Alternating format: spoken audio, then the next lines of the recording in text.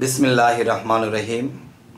हे समस्त जगतबासी, आज आमी शामीम आली चिश्ती आपनादेर सामने जे आलोचनाटी निये हाजिर हलाम से आलोचनाटी हलो आमाके कोनो कोनो व्यक्ति जिज्ञासा करलेन जे मानुष चरित्रहीनता काज करे যৌবনী पानीटा नष्ट करतेছে এবং কোনো দিকে কুদৃষ্টি করে তাদের যৌবনী পানি নষ্ট করতেছে এবং কেউ কেউ আছে যে নিজের স্ত্রী থাকার পরেও অন্যের দিকে লিপ্সা করতেছে এবং নিজের স্ত্রী থাকতেও তাদের স্বপ্নদোষ হচ্ছে, আবার যাদের স্ত্রী নেই তাদেরও হচ্ছে। তখন আজকের কথাটি হলো, যারা আমাকে জিজ্ঞাসা করলো যে একটা ইচ্ছায় একটা অনিচ্ছায়, যে ইচ্ছায় এই যৌবনী পানি বীর্য নষ্ট করে এটার হিসেব তো দিতে হবে, কিন্তু যেটা স্বপ্নদোষের মাধ্যমে চলে যায় তো এটার হিসেব কি আমাদেরকে দিতে হবে? কারণ এটা তো ইচ্ছে করে হয় না। আমি বলবো এখানেও ইচ্ছে করে কাজ আছে। সেই ইচ্ছে করে কাজটি কীরকম? যেমন দেখেন, আপনি একটা গ্লাসের মধ্যে পানি রেখেছেন, এখন পানিটার উপর যখন ফু দিবেন তখন পানিটা কাঁপবে, নড়বে, চড়বে বা জোরে ঝাঁকা লাগবে, পড়বে। তো এখন কথা হলো, আমি যখন মুখ দিয়ে কথা বলবো, চোখ দিয়ে দৃষ্টি করব, তখন কিন্তু আমার এই যৌবনী পানির মধ্যে নাড়াচাড়া লাগে। আচ্ছা, তখন কি হয় যে বেশি নাড়া লাগলে ঝলকে পড়ে যায়। তাই বলবো কি, সেই নাড়াচাড়াটা কি, যে আকাশেতে সাগর আছে দৃষ্টিতে দেয় নাড়া, সেই নাড়াতে ঝড়ের সৃষ্টি কেমনে থাকি খারাপ, এই জগতে মরা যারা মরার কাছে জেতাই ধরা, আমার জীবন করলো সারা অজ্ঞানে। আচ্ছা, তাহলে এই দৃষ্টিকে সংযত করতে হবে এবং আমাদের মুখের কথাকে সংযত করতে হবে, তখন এটা স্থির থাকবে। যে জায়গায় মাসের মধ্যে 5 বার 6 বার স্বপ্নদোষ হতো, সে জায়গায় হয়তো 1 বার 2 বার হবে। আর 1 বার 2 বার যে হবে সেটা আপনার ইচ্ছায় নয়, সেটি দেখা গেছে সাগরে যখন জোয়ার বা নদীতে যখন জোয়ার আসে তখন জোয়ারের পানি কিন্তু ভেসে যায়, এতে কিন্তু নদীর কোনো দোষ নেই, এটা জোয়ারের পানি এসেছে।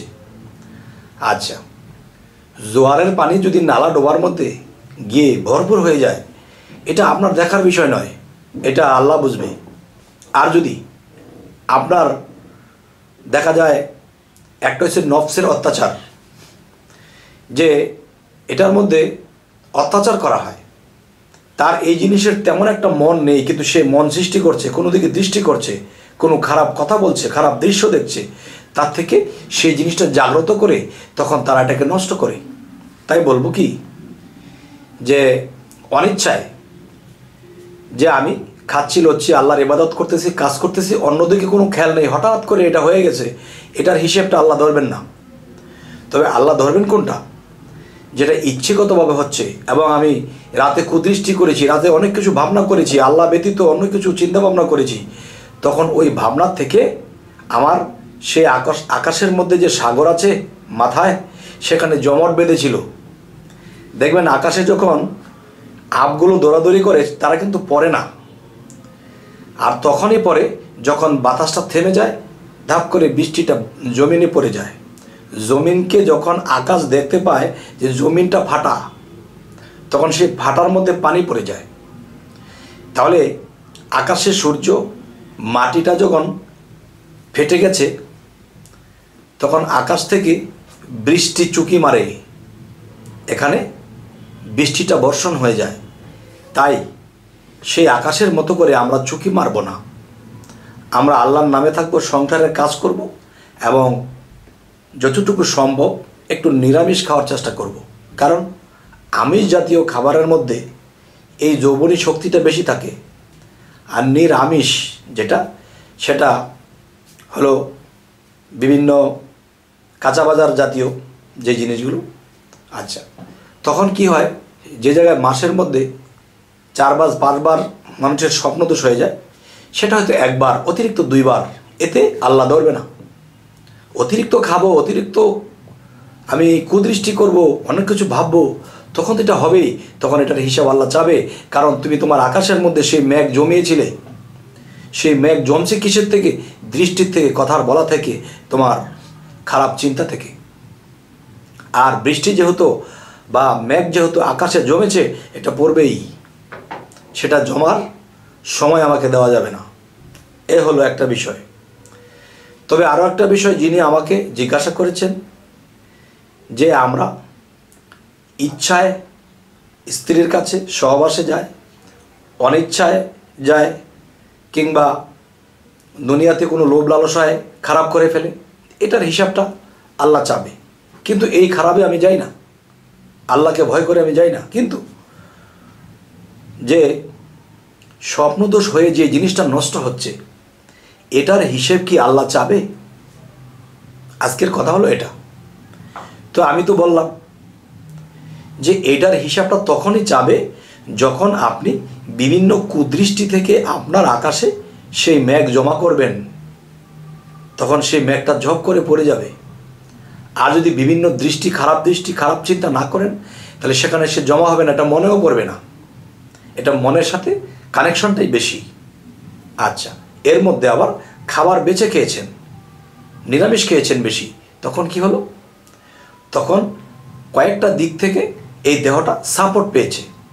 মনের দিক দিয়ে, কুদৃষ্টির দিক দিয়ে, এবং দেখা যায় নিরামিষ খাওয়ার দিক দিয়ে, যে এগুলা বেঁচে যখন চলেছেন, তখন এই দেহটা কি পেয়েছে? একটা সাপোর্ট পেয়েছে। তখন সে যে জায়গার ভিতরে মাসে 4বার 5বার অনেকের হয়ে যায়, সে জায়গায় মাসে 1বার, অতিরিক্ত 2বার, এতে সমস্যা নেই। আচ্ছা, তাহলে আজকের কথাগুলো এটাই বোঝানো হলো যে আল্লাহ আমাকে ক্ষমা করবেন আমার অনিচ্ছায় হলে, আর ইচ্ছায় হলে এটা ক্ষমা করবেন না। আর ক্ষমা করবেন না, দেখা গেছে জীবনের শেষে মানুষে জীবনে বহু ক্ষমা চাওয়া হয়ে গেছে, কিন্তু তওবা নাসুয়ার মতো তো ক্ষমা চাওয়া হয়নি।